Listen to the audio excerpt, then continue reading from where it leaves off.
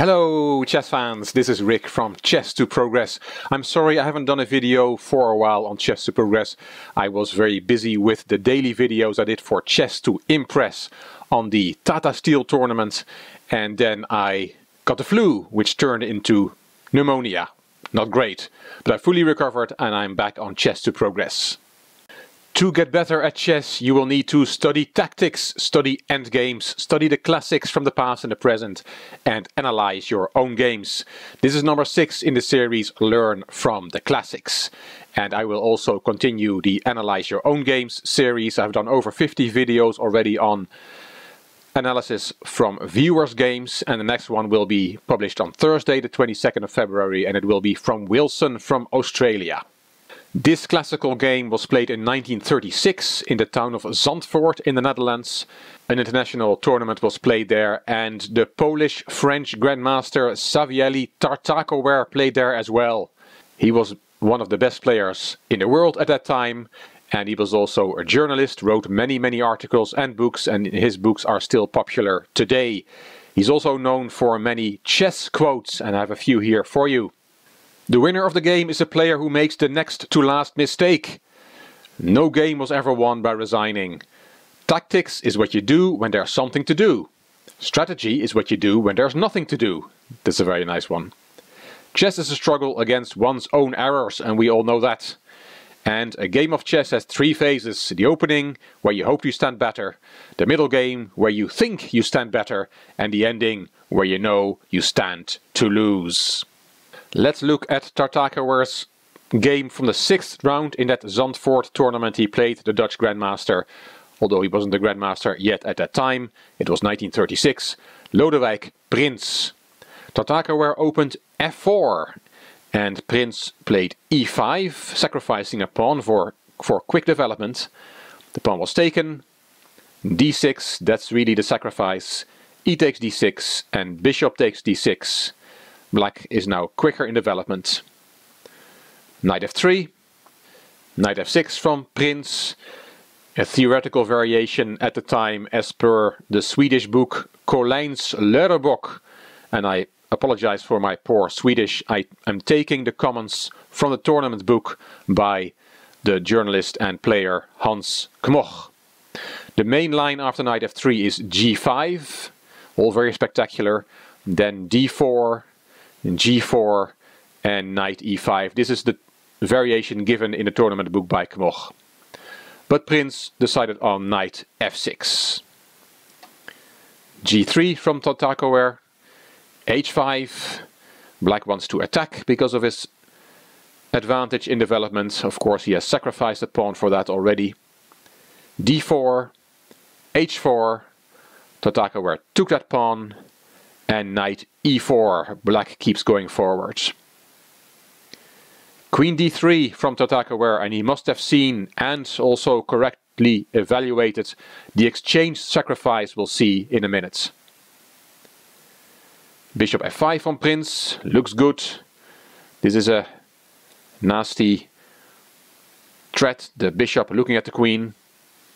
Bishop h3 from Tartakower, attacking that bishop. That's unprotected, and if you take that bishop, then white can take the knight on e4, like this. Bishop takes h3, then there is queen takes e4 check, which is good for white. So Prins decided to play bishop g6, rook g1, queen e7, and there comes that sacrifice, rook takes g6. Prins was attacking, but is now forced into the defense. And of course, white already has 2 pawns compensation for the exchange and obtains good winning chances with this sacrifice. Prins, of course, had no choice, he had to take it.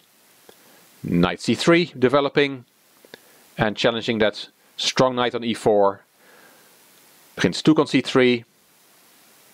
Tartakower took back with the pawn. And Prins castled, thinking that white can now not take the pawn on g6. He can now not take that pawn. Well, he can, because Tartakower took it, and Hans Kmoch called this in the analysis as courageous as it is strong. And why did we think white could not take on g6? Because of rook takes f3. That picks up a knight, and the rook cannot be taken back because of this pin. But this is still okay for white, because he plays bishop e6 check, and now the rook on f3 is hanging, because there's no more pin on the e-file. This rook is now hanging. And it is check, and your rook is hanging, so rook f7 seems to be the best option. And then bishop g5 hitting the queen, queen e8, and h5. And there's no doubt, writes Hans Kmoch, that white's attack is decisive. Still, this is how black should have played, as in the game white gets a strong attack as well, without having to give up any material. So after queen takes g6, Prince did not take the knight on f3, he played rook e8. Queen back to d3 to deal with the checkmate threat. There was a checkmate threat on e2. Knight d7 developing. Knight g5, white's going to attack. Knight f6, bishop e6 check, protected by the knight. And here you can play king f8.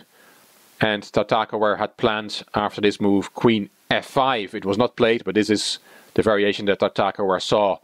It's threatening checkmate with knight h7.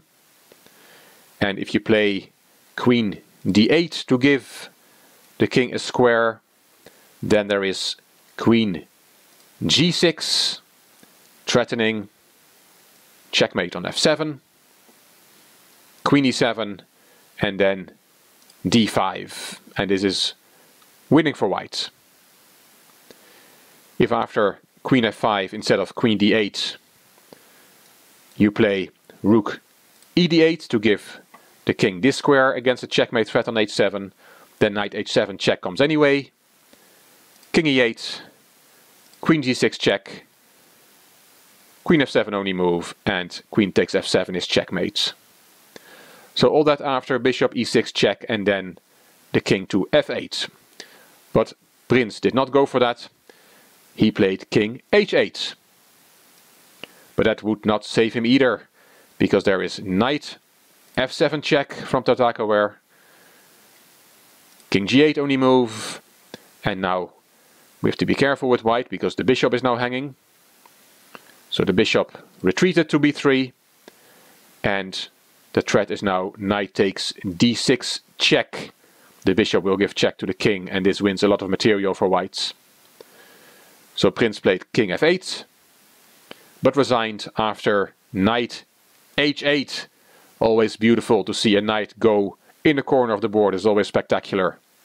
And in this case it was winning on the spot. The threat is knight g6 checkmate, very nice checkmate, with the bishop taking this diagonal and the knight giving check to the king. And the only way black can get out of this is by giving away his queen. So Lodewijk Prince resigned. A very nice win from Savielli Tartakower in 20 moves. And I hope you enjoyed this classic and I hope you learned something from it. Hope you enjoyed this video. Every Monday and Thursday I will publish a new video on Chess to Progress. If you liked the video, please give it a thumbs up, please subscribe to the Chess to Progress channel, and please leave a comment. You also may want to check out my Chess to Impress channel. The link is in the description box. There's a lot of material there. This is Rick for Chess to Progress. Thank you for watching.